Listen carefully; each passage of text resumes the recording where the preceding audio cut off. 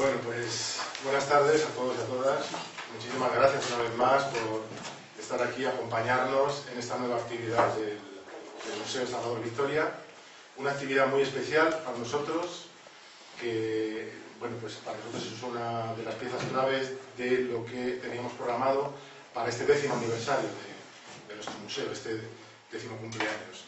Es una actividad que para nosotros es muy entrañable, especialmente pues para Marie Claire, porque se trata de reunirnos con un viejo amigo de Salvador y de Marie Claire, don Federico Torralba, que entre muchísimas cosas que luego nos explicará Gonzalo, pues fue uno de los críticos de arte que también pues, apoyó y escribió sobre el trabajo de Salvador Victoria.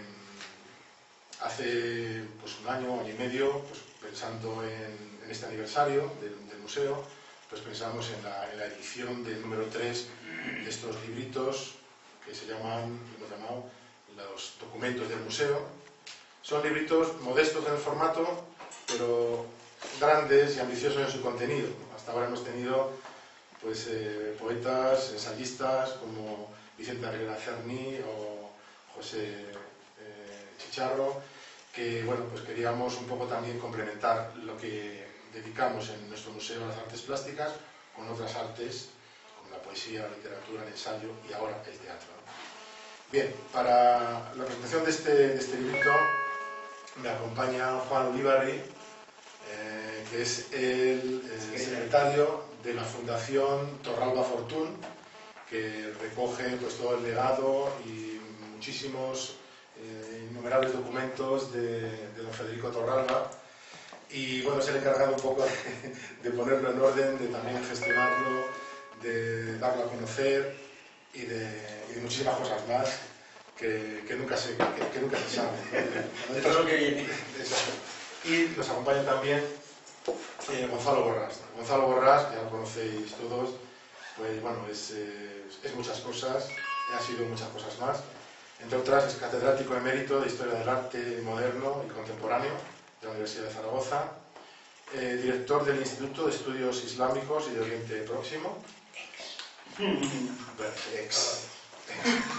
Bueno, pues ahora sí, ex director también del Instituto de Estudios Turolenses, también ex director de la institución Fernando el Católico. Esto no es ex porque esto se lleva para siempre. Es Cruz de San Jorge de la Diputación Provincial de Teruel en 1979, en reconocimiento a su labor de difusión de la provincia. Y su línea de investigación se centra sobre todo en el arte aragonés y especialmente en el mudéjar, en el arte mudéjar. En esto, pues, en fin, es obvio decir que es la máxima autoridad pues, en España y en el mundo sobre el arte mudéjar. En fin, no creo que haya nadie que sepa más que Gonzalo sobre esto. Sí, eso también.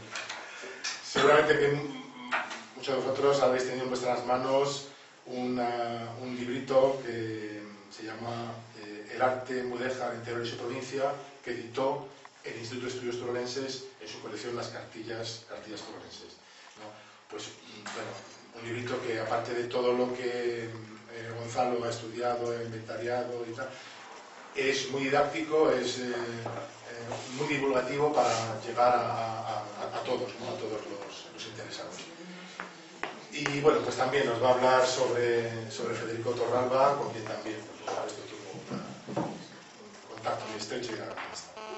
Entonces, bueno, pues esto es la palabra primero a Juan Ulibarri, al que agradezco muchísimo que haya venido hasta aquí hoy, porque es un viaje relámpago de Zaragoza, ir y venir, porque sus obligaciones familiares le reclaman otra vez en casa enseguida. Así que, Juan, pues, muchas gracias, Diego. Bueno, la verdad es que, aunque, bueno, efectivamente el viaje es así, es del venirse de Zaragoza para el teatro, pero la verdad es que en este caso, aparte de que en este centro me siento un poco como en casa, gracias a unos meses muy intensos que pasamos ya casi hace un año y pico, y la verdad es que me siento muy a gusto en el Museo Salvador Victoria, pero es que además ahora se juntan precisamente, y me vais a perdonar todos los demás que os conozco, pero se juntan dos de las personas por las que tengo una mayor debilidad. este caso es Marie Claire, que está aquí presente, y Federico Torralba, que ya no está. Marie Claire la conozco de hace menos, pero ha sido una relación muy fuerte, entonces me parece una persona excelente y siempre vamos a estar ahí cuando ella nos lo pida para apoyarla en lo que podamos y en lo que sepamos. Y Federico, pues la verdad es que me ha ocupado la vida durante los últimos 10 años de forma intensísima. Supongo que Gonzalo lo recordará bien de sus épocas como compañero y... Entonces es una persona absorbente al 110%. Entonces, durante los últimos años en los que yo recogí prácticamente yo cogí el relevo desde que acaba este perfil que podéis leer en esta edición tan estupenda, cojo el relevo de Federico desde que desaparece aquí en torno pues eso, a los años 2002, 2003, hasta pues, prácticamente su fallecimiento. Yo estoy con Federico 2 días antes de morir prácticamente, hablando del futuro, hablando de lo que íbamos a hacer. Él nunca contempló su muerte como un evento inmediato, ni aunque siempre se estaba quejando. Yo siempre lo conocí, siempre se iba a morir de forma inmediata y rápida, pero era un año tras otro, quedándose solo. Era una de sus grandes losas que pesaban sobre él, que ya no compañeros, ya no le quedaban compañeros, sino ya no le quedaban alumnos, no le quedaban discípulos, o sea, iba viendo desaparecer a mucha gente, pero él aguantaba. Entonces, todas nuestras conversaciones giraban sobre lo que íbamos a hacer. Yo lo dejé un viernes buscando planes, entre ellos estábamos hablando precisamente de esta colaboración con Marie Claire a través del libro, estábamos preparando más cosas. Yo ya había abierto mi carpeta para celebrar el centenario del nacimiento de Federico, que ya le había amenazado, que habíamos empezado a poner cosas.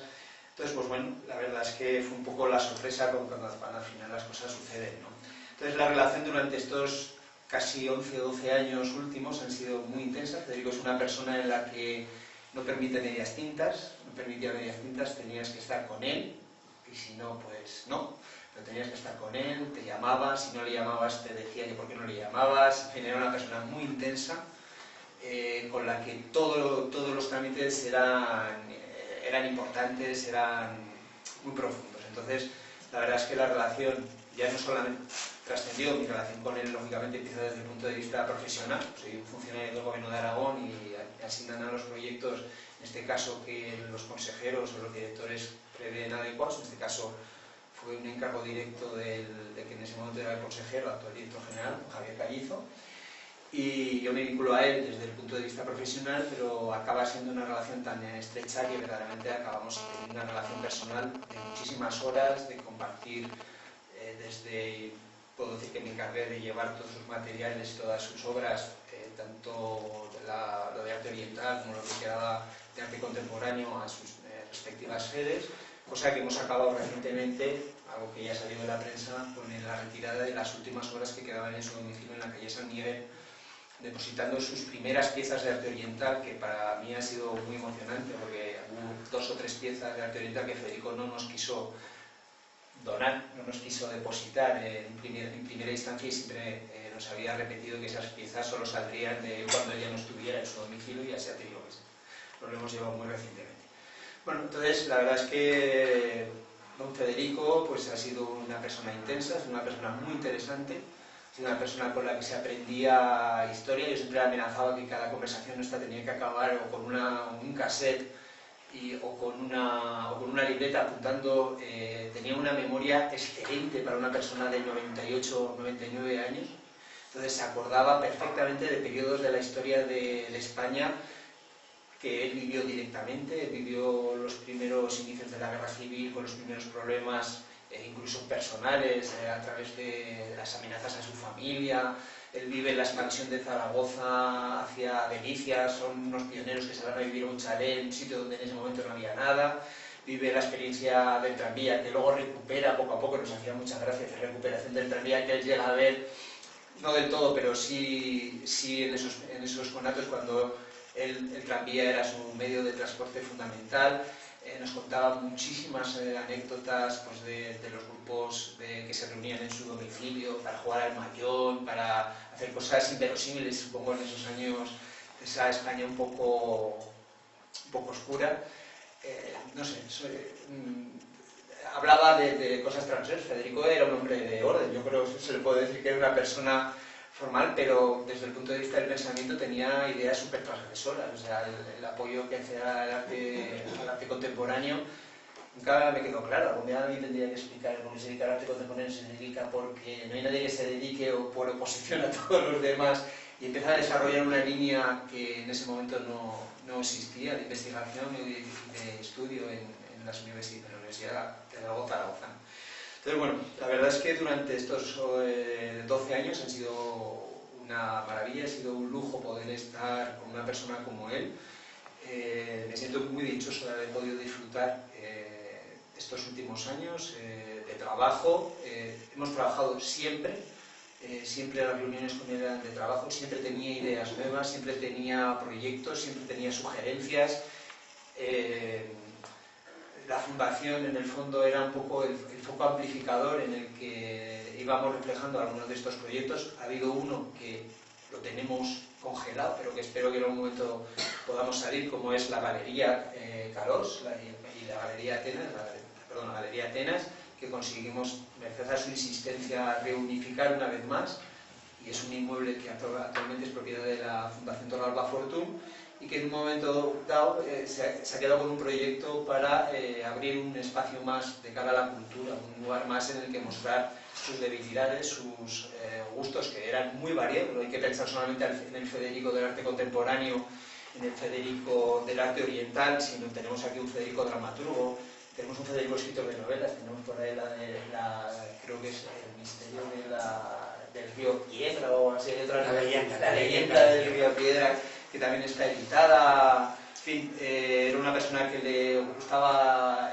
la moda, le gustaba muchísimos aspectos de la vida. Entonces, verdaderamente, el buscar un espacio cultural en el que ir mostrando todos estos aspectos en los que Federico sentía debilidad y pasión, todo él era pasión, pues la verdad es que bueno, es un proyecto que lo tenemos ahí, que espero que en un momento podamos desarrollar y que verdaderamente podamos compartir con otros museos, como puede ser el Salvador Victoria y otros centros en los que verdaderamente intercambiar proyectos y propuestas.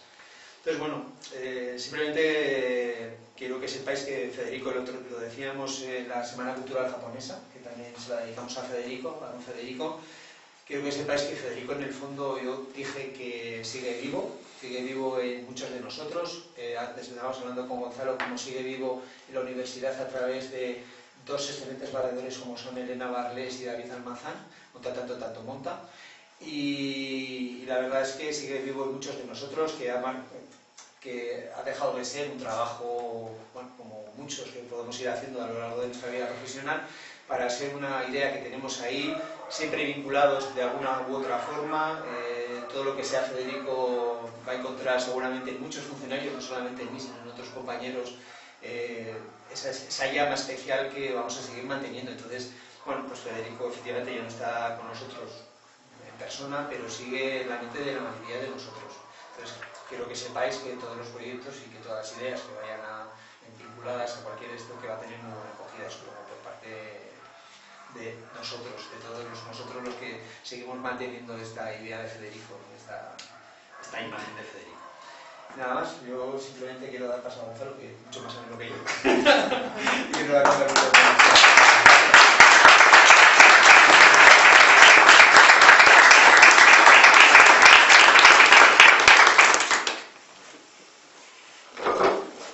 Bien, después de estas palabras tan entusiastas, ¿no?, y que transmiten ese contacto tan directo, cotidiano, ¿no?, de Juan Uribarri con Federico Torralba en la última década de la vida de Federico Torralba, claro, porque ha estado trabajando día a día con un nonagenario, que en mi caso, cuando yo trabajé con don Federico, a quien, por cierto, yo siempre he llamado don Federico y seguiré llamando don Federico porque no me sale otra cosa. De manera que cuando yo estuve trabajando con don Federico, él era sexagenario. Es decir, que yo pude vivir con él la década de los 60, fueron 11 años. Llego con 59 años, en la última etapa de profesor a la Universidad de Zaragoza, en el año 1972. Él había nacido en el año 1913 y estuvo de catedrático jefe, entonces catedrático jefe porque no había más que un catedrático, que era el catedrático, que era él. En la Universidad de Zaragoza estuvo hasta el 83, en que se jubiló al cumplir los 70 años. Que estuvo la última etapa 11 años, de los 59 a los 70. Es de esa visión, de esos años, de la que yo puedo hablar más desde el punto de vista de lo que es la percepción personal, pero no me voy a ceñir estrictamente a eso, sino yo lo que querría hacer es una valoración de Federico Torralba como historiador del arte, fundamentalmente crítico de arte, o si se quiere, historiador crítico del arte. Tenía ya entonces el aspecto que tiene ahí en esa fotografía. Federico Torralba está entre Salvador Victoria, que está a su derecha, y Antonio Saura, que está a su izquierda, y tenía ya ese aspecto cuando llega con 59 años, tenía ese aspecto.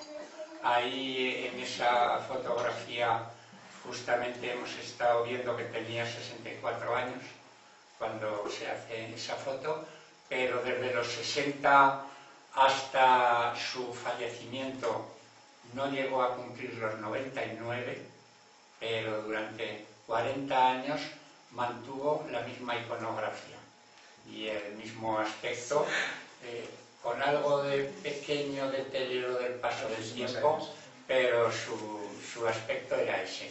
Entonces, fundamentalmente, yo quiero hablar de la personalidad de Federico y también, sobre todo, en función, claro, de que aquí estamos celebrando un acto muy importante del Museo Salvador Victoria, que es la edición de esta obrita de teatro, Antea, ambientada en el mundo clásico, preclásico, griego, del 800 antes de la era, y por tanto de su relación también, de la importancia que tuvo en la trayectoria de los artistas aragoneses y en la trayectoria también de la valoración de Salvador Victoria.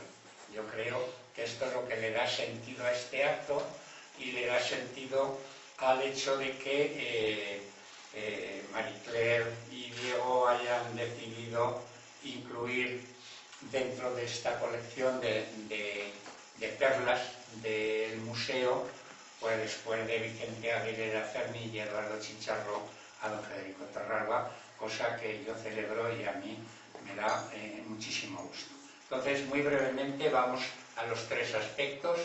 Primero, Federico Torralba como historiador del arte, don Federico, después como su relación con Salvador Victoria y la valoración de su obra, y finalmente, como coda, la importancia de la edición de la obrita.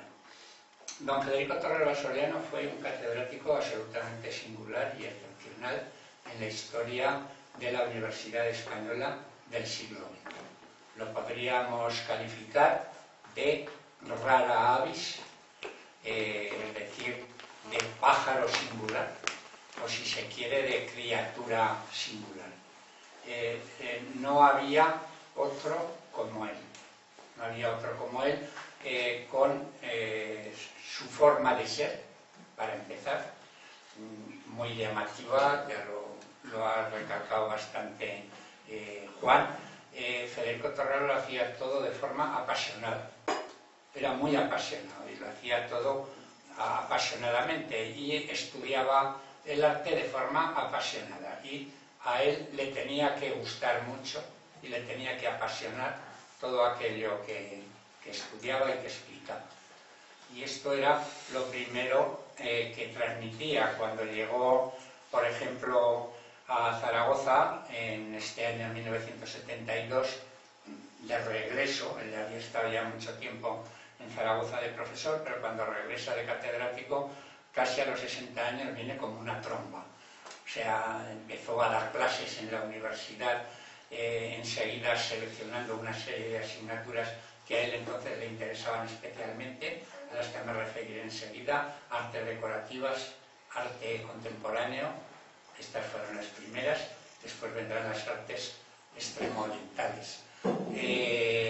Empezó a dar, o continuó, pero intensificó, a dar clases, seminarios, conferencias, etcétera, desde la institución Fernando el Católico, donde él dirigía una cátedra que se llamaba la Cátedra Goya, y desde la que no solo organizaba premios, fue el creador de los premios San Jorge, el creador de tantos premios de la Diputación Provincial de Zaragoza, sino que organizaba muchas exposiciones de arte actual, y precisamente a esa actividad desde la Cátedra Goya de la institución Fernando el Católico, que era, digamos, la cátedra de pintura actual que había en la ciudad, es desde la que se organiza esta exposición, que del año 1977, que había venido precedida de otras muchas anteriores, más o menos configurando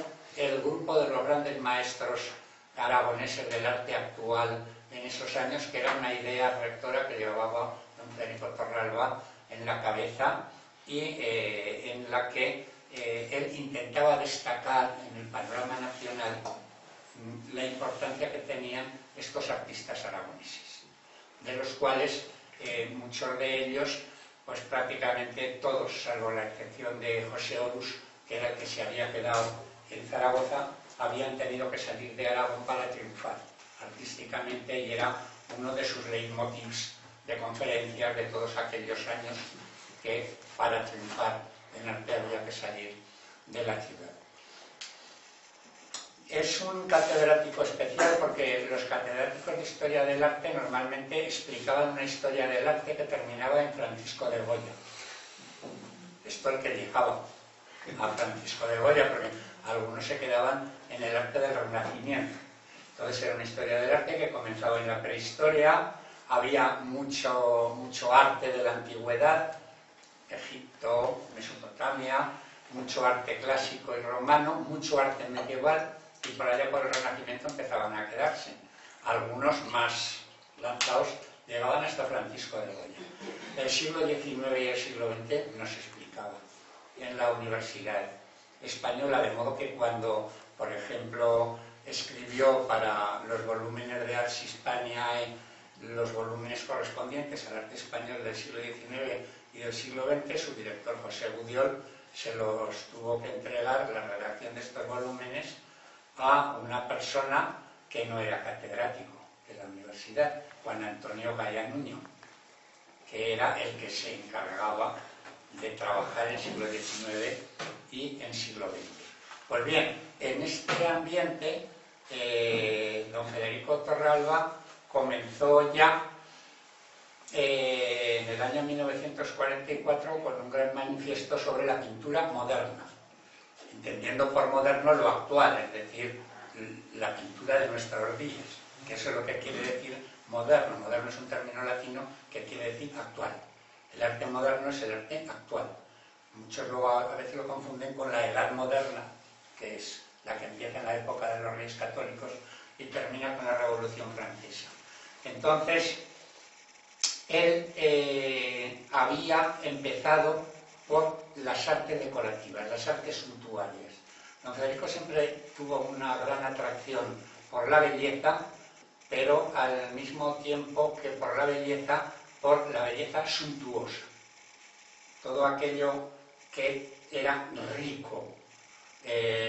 Y por tanto empezó a estudiar con muchísimo interés esmaltes. Por ejemplo, él fue el primero que estudió los esmaltes aragoneses, los esmaltes que se hacían en Daroca, la escuela de Daroca del siglo XVI, que los coleccionistas conocen muy bien, y para esto se formó con don José Camón Aznar, un magisterio que él reconocía a regañadientes, pero que es indudable, porque no le gustaba reconocer maestros a don Federico, en el museo, en la Fundación Lázaro Galdeano de Madrid, donde hay unas colecciones de esmaltes, etcétera, y todo esto pues lo derivó hacia el aprecio por el esmalte, por los tapices, por la platería, por la orfebrería, por todas las artes decorativas, que eran unas artes a las que se concedía muy poca atención en la historia del arte. En España se estudiaba arquitectura, historia de la arquitectura, de la escultura, de la pintura, y las artes decorativas eran un pequeño capítulo final, casi por obligación, donde se hacía una breve referencia. Él creó la asignatura de artes decorativas en la Universidad de Zaragoza, que empezó impartiendo él por primera vez, y que fue un cambio profundo. Y de las artes decorativas, que se trabajaban poco, al arte actual, que aún se trabajaba menos, es decir, empezó a introducir materias que no se daban en la universidad. Su magisterio y el crédito que él tenía como historiador del arte actual le fue reconocido, por ejemplo, por la editorial Alhambra. Cuando la editorial Alhambra hace el manual del siglo XX, la pintura del siglo XX en España, se le encarga a Federico Torralba. Y Federico Torralba es entonces cuando introduce en todos los manuales de la historia del arte español del siglo XX a todo el grupo de artistas aragoneses que él tenía perfectamente contextualizados desde el grupo El Paso, y los tenía perfectamente situados en la historia del arte. El último episodio de su pasión artística fueron las artes extremoorientales. Las artes extremoorientales a las que se fue acercando, como se había acercado siempre al arte, primero a través de los libros y después a través de Europa. Es decir, al arte egipcio, cuando él hace su primera obra de teatro, a la que luego nos referiremos, Los hijos de Atón, que ha editado la institución Fernando el Católico, Saumer Atón, con 19 años, escribe esa obra. Él dice: me he acercado al arte egipcio a través del tomo del Summa Artis de José Pizjuán, que se había publicado en ese año 1932. Dice: soy como un niño grande.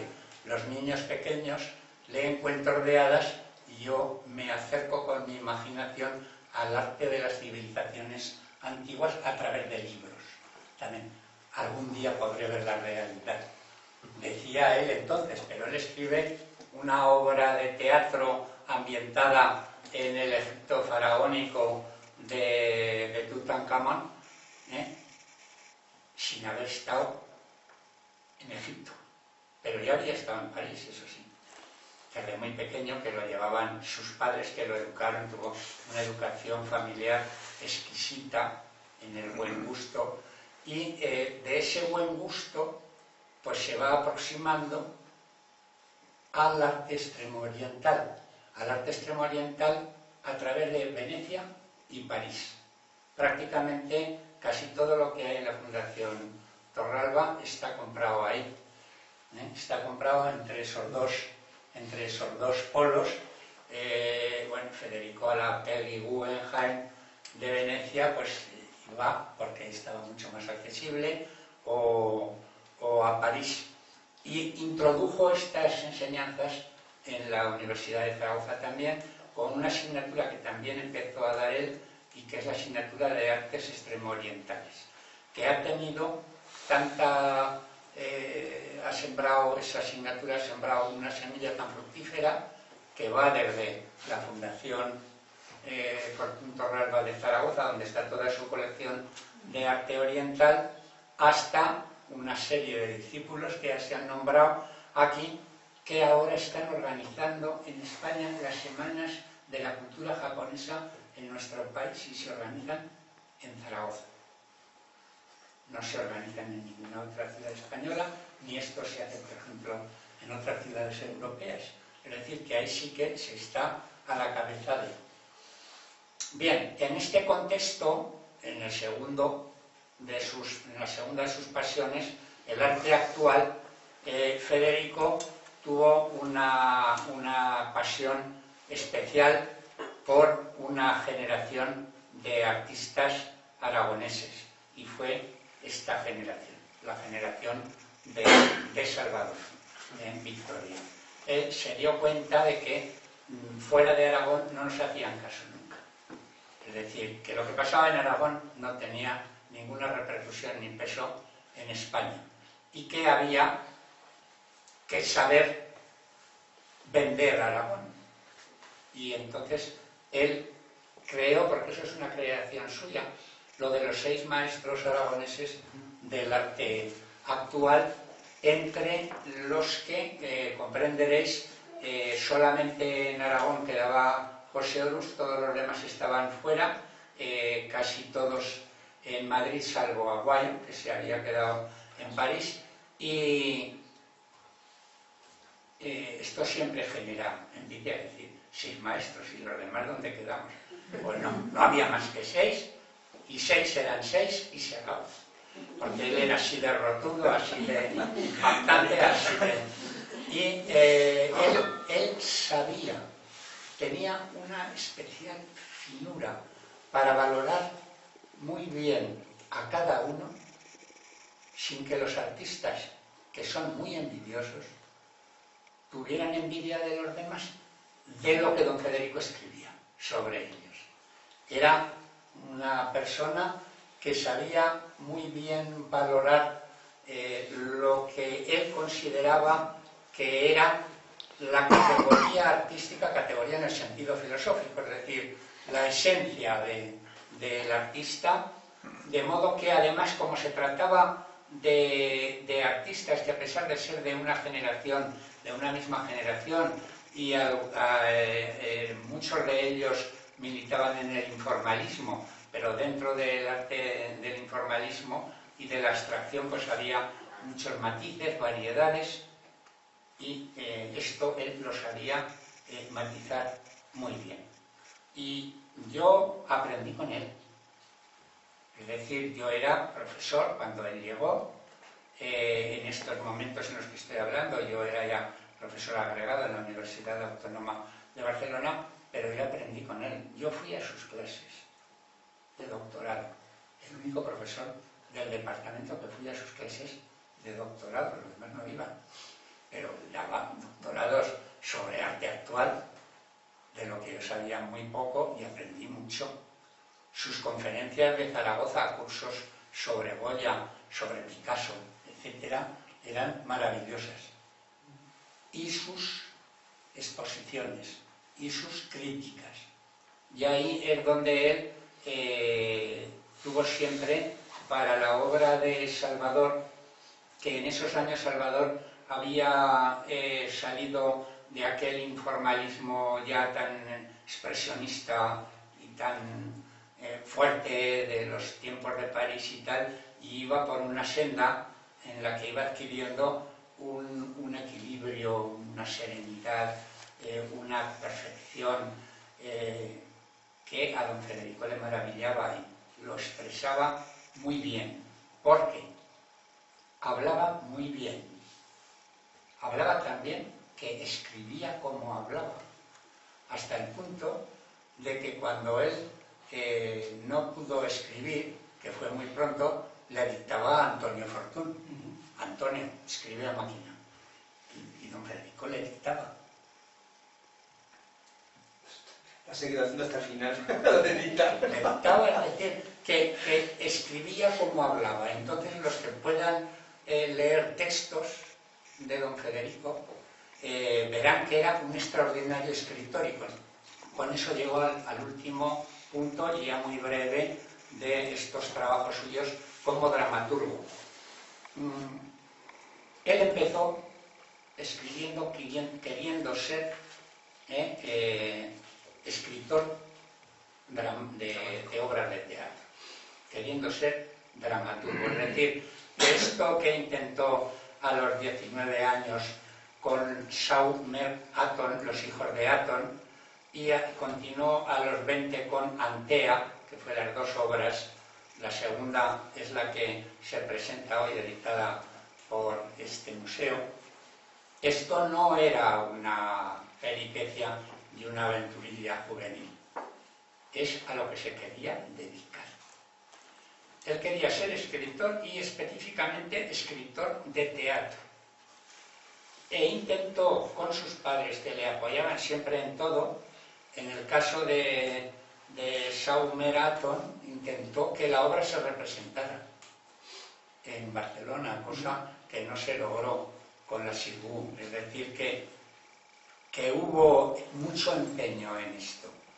Y a lo largo de toda su vida, él luego ya, a los 60 años, cuando pues era un catedrático de universidad reconocido, crítico de arte reconocido, etc., él siempre nos recordaba con nostalgia: yo he escrito obras de teatro, nos decía. No fue el único de los historiadores del arte aragoneses que intentaron ser dramaturgos.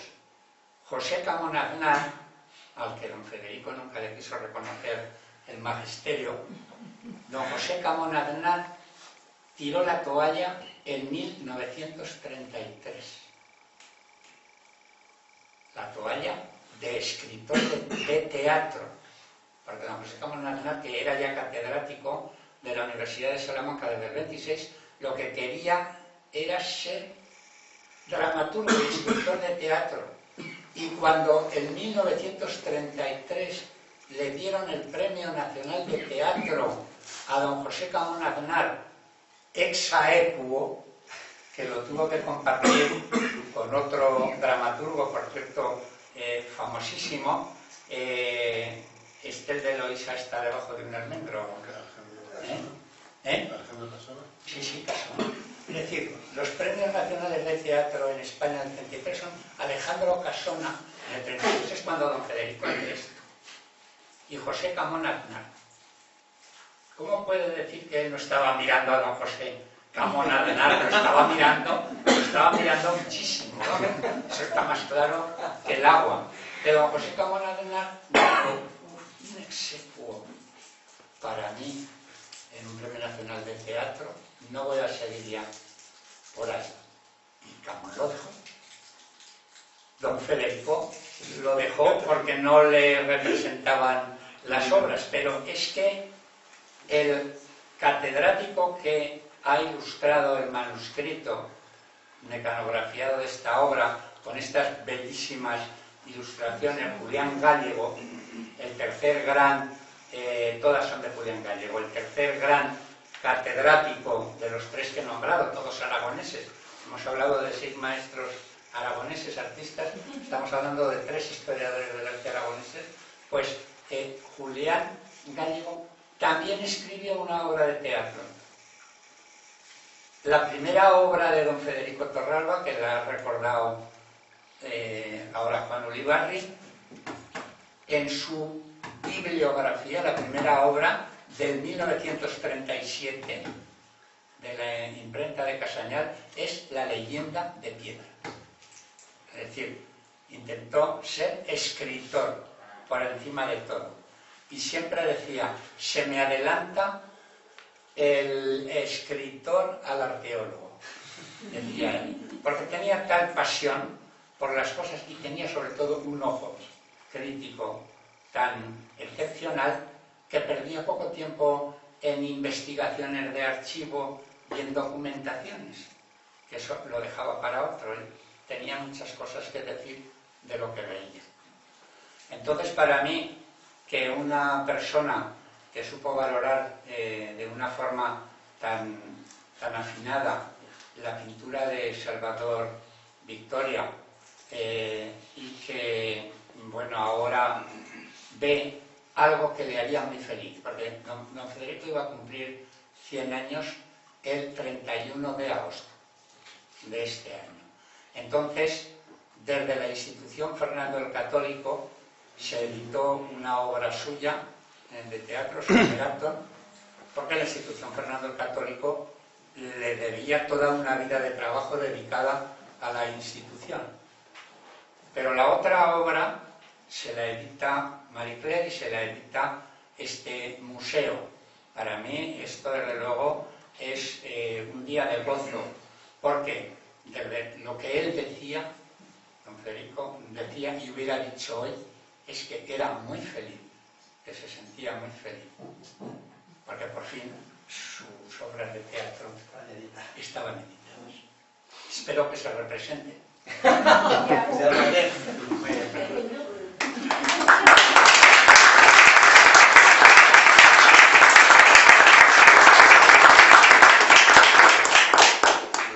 Muchas gracias, Gonzalo, gracias, Juan, y bueno, nosotros también por vuestra asistencia. Espero que efectivamente disfrutéis de esta novela, o sea, de esta obra de teatro, después de también conocer un poco el perfil de quien está detrás de ella, ¿no? La obra, desde luego, es una delicia, se lee muy bien, muy cómoda, es una obra fresca, que huele a mar, huele a laurel, está impregnada de la luz del Mediterráneo y del cielo azul del Mediterráneo. Y la introducción que hace Gonzalo es muy adecuada para entender un poco, efectivamente, la pasión que sentía Federico Torralba por todo lo que hacía. En esta obra hay mucha pasión, es un canto a las pasiones humanas, al amor, a los celos, a la traición y a la venganza. No doy más detalles porque si no, pues... Pero la verdad es que, ya digo, es una delicia leerla, sobre todo ver lo bien escrita que está para una persona que tenía 20 años y la vigencia que sigue teniendo 80 años después de haberse escrito. Es decir, esta obra de teatro cumple 80 años y hemos visto hace poco en las pantallas que el tema de la defensa de la ciudad de Troya sigue vigente, ¿no? Interpretada por grandes actores, ¿no? Pues como Brad Pitt y demás, pero efectivamente este librito podría ser el guión, ¿no? de alguna de estas películas, sobre todo también ilustrado por Julián Gallo, ¿no?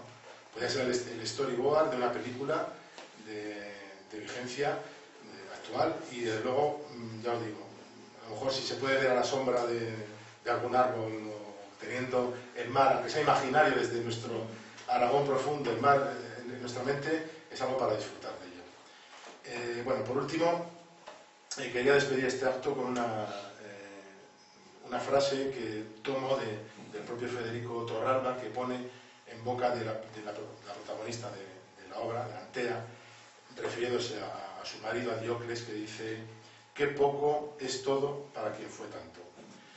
Bien, pues yo creo que utilizando esta misma frase de Federico se la aplicamos al mismo, ¿no?